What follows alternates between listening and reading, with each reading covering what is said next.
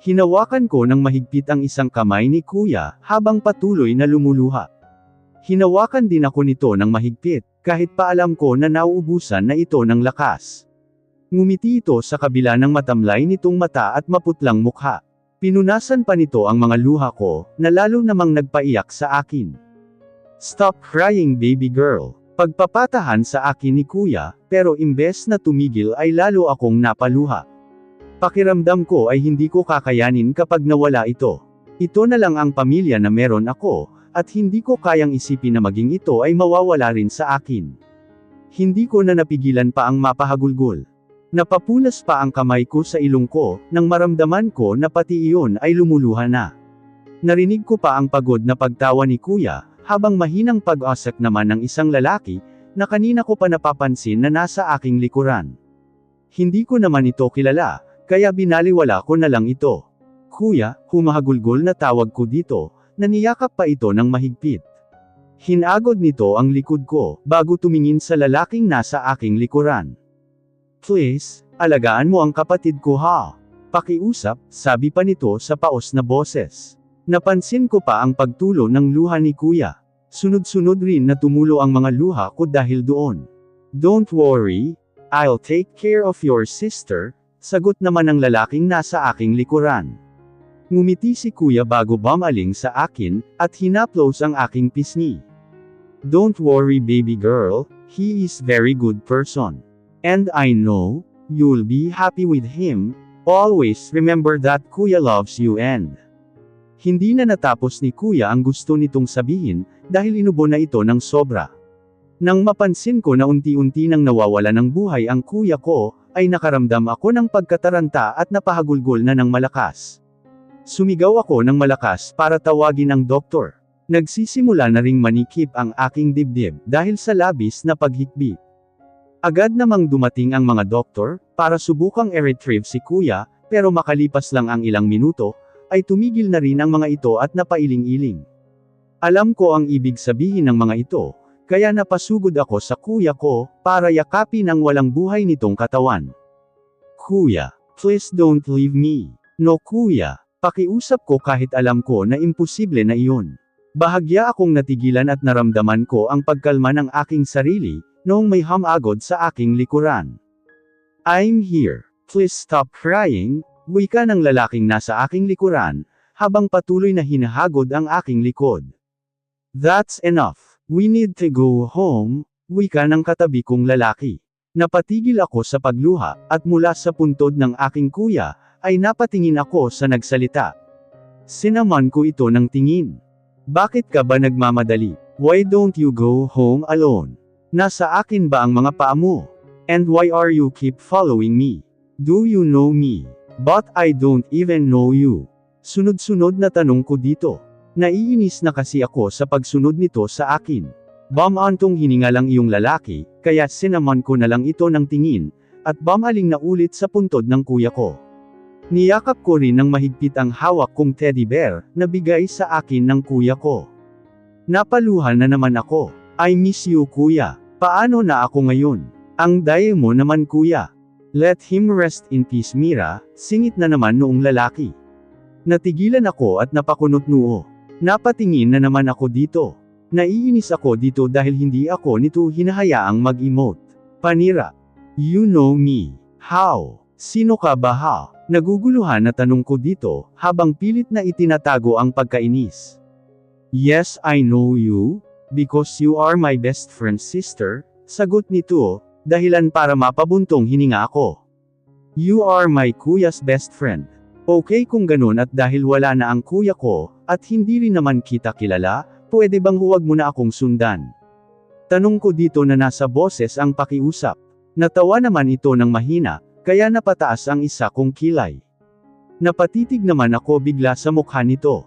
Simula nang mamatay ang kuya ko, ay hindi pa ako masyadong tumitingin sa mukha ng mga tao, kaya ngayon ko lang ito nabigyan ng pansin. Bahagya pa akong natigilan noong mapagtanto ko, kung gaano ito kagwapo kapag nakangiti. Napahigpit ang hawak ko sa yakap kong teddy bear. "I can't grant your wish," sagot naman ito na ikinakunot noo. Hindi ko ito maintindihan, At naiinis ako dito dahil parang wala talaga itong balak na iwan ako. At bakit? Matare na tanong ko dito, pero parang baliwala lang naman iyon dito, dahil nanatili itong walang reaksyon sa mukha. You are my responsibility now because I'm your husband, walang emosyon ang mukha na sagot nito. What? Gulat na reaksyon ko, dahil sa sinabi nito. Paanong nangyari na asawa ko ang lalaking ito? Mira Beltran. Pukaw sa akin ng isang boses. Napaangat ako ng tingin mula sa pagkakasubsob ko sa desk. Inalis ko rin sa tainga ko ang earphone, na hindi naman nakakonect sa aking cellphone. Napansin ko na lahat ng kaklase ko, ay nakatingin sa akin. Napakunot noo ako. Lagot ka Mira. Tawag ka ni Sir Mira. Si Mr. Dimple, Mira. Wa ang swerte mo. Napansin ka ni Sir. Hindi ko na pinansin ang ingay ng mga kaklase ko, dahil tumingin ako sa unahan kung saan naroon si Mr. Dimple. Ang Mr. Dimple na sinasabi ng mga ito, ay ang teacher namin na si Greg De Leon. May dimple kasi ito kaya Mr. Dimple ang tawag dito ng mga kaklase ko.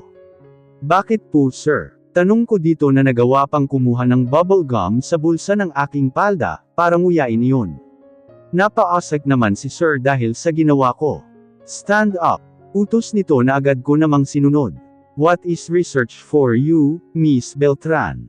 Tanong pa nito. Ito kasi ang teacher namin sa research, at isa din itong statistician. Aaminin ko na gwapo at matalino si Sir De Leon, kaya hindi nakapagtataka na maraming nagkakagusto dito na kaklase ko, idagdag pa na 28 years old pa lang ito. Research is searching about something sir, sagot ko naman dito, nang inuyang-uya pa ang bubble gum na nasa bibig ko. Napakunot noo naman si sir sa naging sagot ko. Bakit ba? Kaya nga research from the word itself, search, bulong ko sa sarili habang napapangiti. Something like you, agad na sagot ko kay sir. The moves ka Mira May gusto ka rin ba kay sir? Lupit mo. Tumikim bigla si Sir De Leon, kaya tumahimik na ulit ang buong klase. Uupo na sana ako nang magsalita ulit ito. I'm not done yet. What is the purpose of research? Dagdag tanong nito, kaya napatayo ulit ako ng tuwid. Nag-aalangan nang umiti ako dito. To find something better sir, sagot ko dito nang inuyang-uya ulit ang bubble gum na nasa bibig ko. Napakunot noo na naman si sir. Stop chewing gum. Masungit na utos nito sa akin, kaya naitikom ko ang bibig ko. Do you have something in your head? Why you always answer something? I'm done discussing what research is, and what its purpose yesterday. But you still can't understand me. I'm done with your something, dagdag pa nito dahilan para mapayuko ako. Nang makayuko ako ay hindi ko naiwasan na magpabulong-bulong. Ang sanggit. Inis na bulong ko sa aking sarili, habang lihim na dumidila para kay Sir De Leon. Gusto ko itong suntukin ngayon, kung hindi lamang nasa harap kami ng mga kaklase ko. Am I not effective teacher to you, Miss Beltran? Should I take my replacement? Tanong pa ni Sir De Leon, kaya napaangat ako ng tingin dito. Nakatitig ito sa akin at hinihintay ang sagot ko. Napatango-tango ako habang nakangiti. Gustong gusto ko. What? Gusto mo siyang mawala Mira? Paano naman kami? Ang selfish mo Mira. Nakakainis ka. Ayaw ka po namin mawala Sir De Leon. Dito ka lang sir. We need you. Lihim akong napairap sa mga naging reaksyon ng kaklase ko. Muli akong tumingin kay Sir De Leon at hinintay ang sunod nitong sasabihin. Dumadal-angin din ako na sana ay umalis na ito, at palitan na lang ang research teacher namin. Ngumiti ako kay sir habang ikinukurap-kurap ang aking mga mata, para magpakyut dito. Narinig ko naman ang mahina nitong pag-asek. But I'm not that kind of teacher. I want to be effective teacher. And I'm too persistent to give up. I want you all to learn from me. Nakangiting wika ni sir na ikinatuwa ng mga kaklase ko. Bigla namang bumagsak ang mga balikat ko, dahil sa panlulumo. Inirapan ko si sir dahil sa inis. Sinamaan naman ako nito ng tingin. Let's start our discussion. Dagdag pa nito na nagsimula ng magsalita sa unahan, na hindi ko naman maintindihan dahil okupado ako ng inis para dito. Nakadabog na bumalik na lang ako sa aking upuan. Katulad kanina ay nakalagay na naman sa tainga ko ang aking earphone, kahit na hindi yun nakakonect sa cellphone, habang hinihintay ang kasabay ko sa pag-uwi. At para mawala ang aking inip, ay kumuha muna ako ng isang lollipop sa aking bulsa at isinubo iyon. Nilaro-laro ko rin muna ang maliit na manika na parati kong daladala. Hindi ko napigilan ang mapangiti. Mira, hindi ka ba sasabay sa amin pag-uwi? Tanong sa akin ng kaklase kong si Nika, kasama ang barkada dito. Agad naman akong umiling-iling. May kasabay ako una na kayo. Nakangiti na sagot ko sa mga ito, bago ibinalik ang aking atensyon sa manika na nilalaro ko. Ay baka naman may boyfriend ka na Mira. Sino ba yun ha? May panunukso na tanong naman ni Blanca na ikinatingin ko dito. Napakunot noo ako. Wala bata pa tayo, sagot ko na napakagatlabi pa. Asawa meron. Anong bata pa? Ang daming ang may jowa dyan na mas bata pa sa atin, 18 ka na no at grade 12 na rin tayo so pwede na.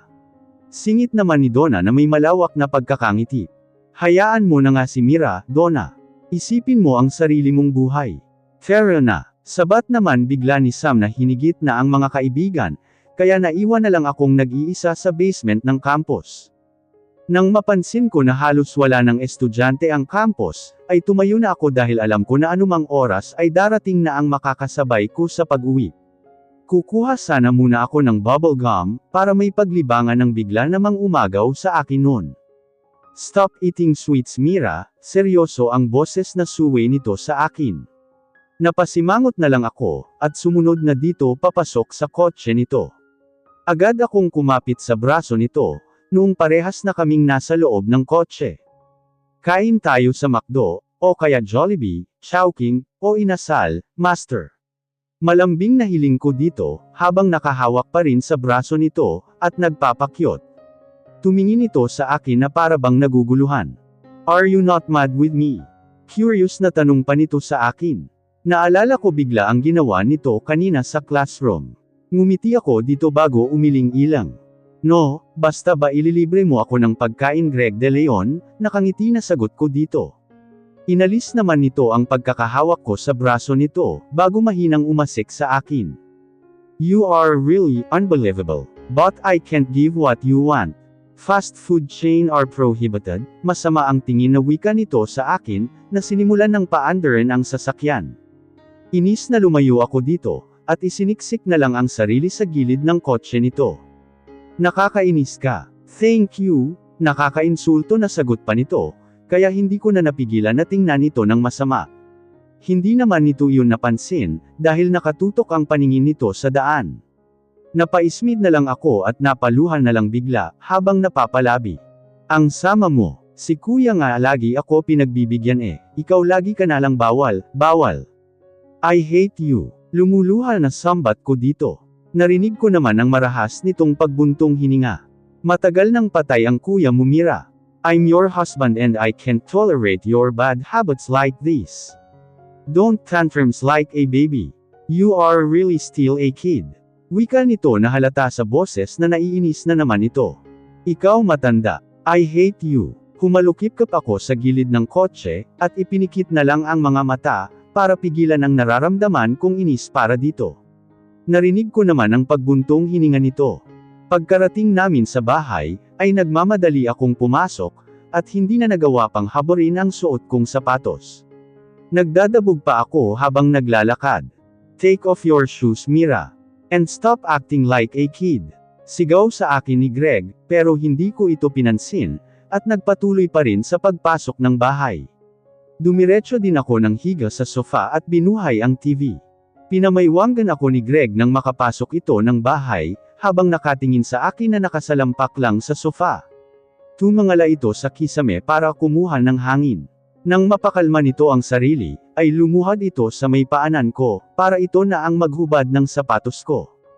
Hard-headed girl, bulong pa nito, habang hinuhubad ang aking sapatos. Hindi ko na lang ito pinansin, dahil may inis lang ako dito. Bahala siya. Greg POV. Nakakabinging ingay ng musika ang sumalubong sa akin nang pumasok ako ng bar, kung saan naroon ang matalik kong kaibigan. Marahas akong huminga dahil sa inis na bigla kong naramdaman. Alam ng kaibigan ko na hindi ako mahilig sa may ingay na lugar, pero madalas ay sa bar pa rin ako nito pinapapunta sa tuwing nagkakaproblema ito sa asawa nito. What's up? Pukaw ko sa kaibigan ko, na umupo na sa katabi nitong upuan, na nakaharap sa bartender, na siyang nagbibigay ng mga orders. Napatingin ito sa akin at napangiti. Halata sa mukha nito na lasing na ito. Lumagok pa ito ng alak. What is your problem now? You know that I'm also busy to my work, but you still call me. Come on. Tanong ko pa sa kaibigan kong si Sandro. Nagpakawala ito ng isang malalim na hininga. I'm tired. Sagot naman nito na lumagok na naman ng alak. Napakunot-noo ako dahil mukhang nahihirapan na nga ito. Napansin ko pa ang pagtulo ng luha nito. I'm tired of our marriage, dagdag pa nito. Natawa naman ako ng mahina, bago bumantong hininga at tinapik-tapik ang balikat nito. Marriage is really tiring bro. You knew it but you still chose this kind of life. So you must stand with it. Every marriage are experiencing different kind of struggles, you just need to be brave and strong to solve it. Mag-usap kayo bro. Payo ko dito na humingi na rin ng alak sa bartender, dahil sa kakaibang emosyon na dala ng sarili kong payo. Sinimulan kong inumin ang alak na ibinigay sa akin. Narinig ko ang mahinang pagtawa ni Sandro. Naramdaman ko pa ang pag-akbay nito sa akin. Napatingin ako dito, at napansin ko na nakangiti na ito ngayon. Salamat bro. You are really a good friend of mine, thanks for your advice. Ang hirap pala magkaroon ng asawa na mas matanda, lagi na lang ako ang mali. Wika pa nito bago lumagok ng alak. Natawa naman ako ng mahina. Si Sandro ay kaibigan kong architect na nakapang-asawa ng babaeng 10 years ang tanda dito, kaya hindi nakapagtataka na may pagkakataon na hindi nagkakaintindihan ang mga ito. Mas mahirap magkaroon ng asawang bata, napapaasak na sabi ko naman dito, dahilan para ito naman ang matawa. Is she still the same Mira? Yes. The still spoiled brat and childish kid. Napapailing na sagot ko dito, habang napapangiti. Tumitig naman sa akin si Sandro at ngumiti. What? Nakakunot ang noo na tanong ko dito. Lumagok ako ng alak, at iniiwas ko na rin ang tingin ko sa kaibigan ko. Ang hina mo naman bro. Pang-aasar pa nito sa akin. Halata sa boses nito ngayon na nahihimas-masa na ito mula sa kalasinggan. Ang lakas sa alak. What do you mean? Tanong ko naman dito habang lumalagok ng alak. Ang hina mo dahil hanggang ngayon, ay hindi mo pa rin nababago ang asawa mo. Natatawa na sagot nito. Napaasak naman ako ng mahina.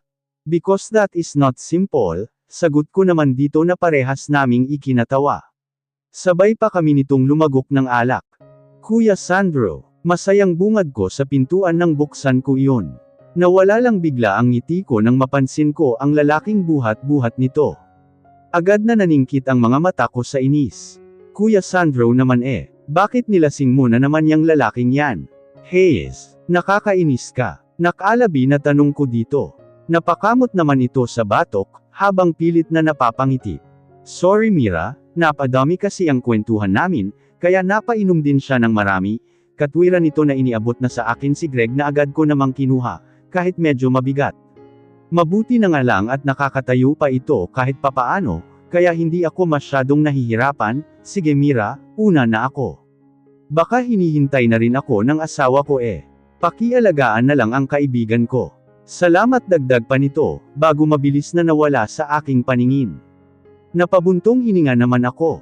Nang makaalis si Kuya Sandro, ay agad kong isinalampak sa mahabang sofa si Greg, at sinaman ito ng tingin. Ngumiti naman ito dahilan para lumabas ang dimple sa pisngi nito. Nakaramdam ako bigla ng nakakaiba sa aking dibdib, pero agad ko rin iyong binaliwala, at inirapan si Greg. Padabog na inayos ko ang binti nito sa sofa. Bahala ka dyan. Masungit na sabi ko pa dito, bago ito tinalikuran. Hindi pa man ako nakakahakbang palayo, ay napabuntong hininga na ako, at napaliinggong muli sa kinaroroonan ni Greg. Napansin ko mahimbing na itong natutulog, habang nakayakap sa sofa. Pasalamat ka hindi kita kaya tiisin, bulong ko pa sa sarili bago naglakad papunta sa kusina, para kumuha ng isang plangganang tubig at bimpo. Pagkabalik ko sa kinaroroonan ni Greg, ay dahan-dahan kong hinubad ang suot nitong t-shirt, para mapunasan ang buo nitong katawan ng basang bimpo. Sanay na ako sa gawaing ito, dahil madalas ko itong gawin sa tuwing umuuwi itong lasing dahil kay Kuya Sandro. Painom-inom ng alak, mahina naman. Sermon ko pa dito, na ngayon ay binibihisan na ito ng malinis na t-shirt. Wife! Sigaw nito na bigla na lang akong hinalikan sa noo. Agad ko naman itong tinulak pahiga sa sofa. Ano ba Greg? Lagi ka nalang manyak ka talaga. Isusumbong kita kay Kuya. Knuckle AB na pananakot ko dito, pero ngiti lang ang naging tugon nito sa akin. Ipinikit na rin ito ang mga mata, kaya inis na tumayo na lang ako at tinalikuran na ito. Nakakainis. Nakakainis dahil sa tuwing nalalasing si Greg, ay lagi itong nagnanakaw ng halik sa akin, at kinabukasan ay wala naman itong maaalala. Kinabukasan ay naabutan ko na nasa kusina na si Greg, at nakaupo na sa isa sa mga upuan na nakaharap sa lamesa. Agad ko ring napansin ang mga pagkain na nakahain sa ibabaw niyon. Nakaramdam ako bigla ng gutom, kaya mabilis akong lumapit doon. Uupo na lang sana ako nang bigla namang nagsalita si Greg, na noon ay umiinom na ng kape nito. Wash your hand and face first Mira, wika nito na binigyan pa ako ng masamang tingin. Napasimangot naman ako, at nagsimula na ulit tumayo ng tuwid, para maghilamos at maghugas ng kamay. Pagkatapos kong maghugas ng kamay, ay pumunta muna ako ng refrigerator para kumuha ng soft drinks, na siya kong paboritong inumin. Napamulagat ako at hinagilap ng tingin ang soft drinks in a can, na kabibili ko lamang noong nakaraan. What the? Nasaan na yung soft drink dito? Watch your words kid. Don't curse again or else I'll punish you, singit naman bigla ni Greg, na ikinatingin ko dito. Nasaan ang mga soft drinks Greg?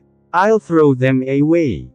Take water instead, baliwalang sagot nito na bumaling na ulit sa iniinom nitong kape. Agad na umahan ang inis ko para dito, kaya agad ko itong sinugod ng suntok. What are you doing Mira? Stop it! Halatang nagulat na reaksyon ni Greg, dahil napatayo pa ito sa gulat. Bakit mo tinapon? Ang sama mo talaga. I hate you. I hate you. Sigaw ko dito na sunod-sunod ang ginawa ditong pagsuntok. Sinubukan itong umilag, pero hindi pa rin ako tumigil na suntukin ito. Sobrang naiinis na ako dito. Stop it Mira. You are too much. Suway nito sa akin na hinagilap ang kamay ko, para pigilan ako sa ginagawa ko ditong pagsuntok, pero lalo lang ako ditong nenas kaya mas sinuntok ko pa ito. Ayoko. Ikaw ang mas sobra. Napakasama ng ugali mo. Ang malas-malas ko sayo. I hate you. Sana hindi na lang ikaw ang naging asawa ko. Sana hindi ikaw ang pinili ni Kuya. Sana hindi na lang ikaw. I told you to stop Mira. Sigaw ni Greg na ikinatigil ko bigla. Napansin ko na masyado itong seryoso ngayon. Hindi rin ako makapaniwala na magagawa ako nitong sigawan. Madalas ko itong suntukin noon, pero hindi naman ito nagalit sa akin ng katulad ngayon. Nakalabi ako at hindi na napigilan pa ang maluha. Hindi naman ako pinansin ni Greg, kaya wala akong nagawa kung hindi talikuran na lang ito, at bumalik sa aking kwarto habang umiiyak.